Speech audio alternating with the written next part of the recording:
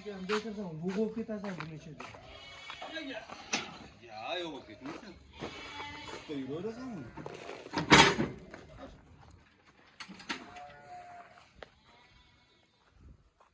Neç pula ketdi daga? Öyle 2 milyon. 2 milyonga yetib keldi. Bitta katta maydadan. Öyle bir şey.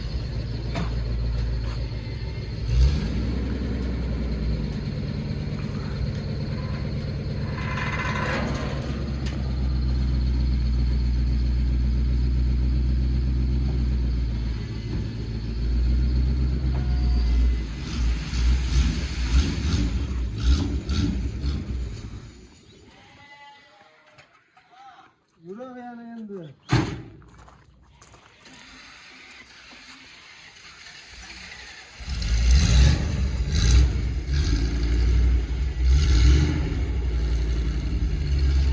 Qolmadi.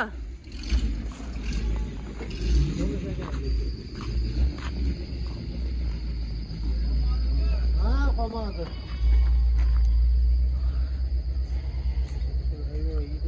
O'lik paxtani o'zi. Hayvon yedi aka buni. Endi ham qondan zo'r sevmaktiradi. Paxtamikin debdi.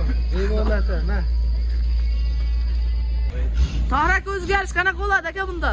Hayvondami? Hayvonda. O'ta dahshat bo'ladi. O'ta dahshat bo'ladi. Molga ham bo'laveradimi? Yo'q, molga bo'lmaydi. Molga bo'lmaydi, faqat qo'chqor sovliq. Mana u qarang, shig'ir chigit ichi. Mana. Shig'ir chigit. Mana. 2 milyonga yetib keldi ha. 2 milyon so'mga yetib keldi. Oha, anjolin panjallagachi. Nech pulga yetib boradi? Eylaga 2,5 millionga. 2,5 millionga boradi. Chapcha achib chaynab masini qilaverasizlar. O'ta zo'r narsa. O'ta zo'r narsa. Qorinni to'q qiladi. Yo'g'anda akaga suvni ichadi, qonni ham badarang bo'lib yotaveradi. Ha, badarang bo'lib yotaveradi. Boburjonni qo'y fermasiga yetib kelgan. Like bosi bobuni o'qiymiz.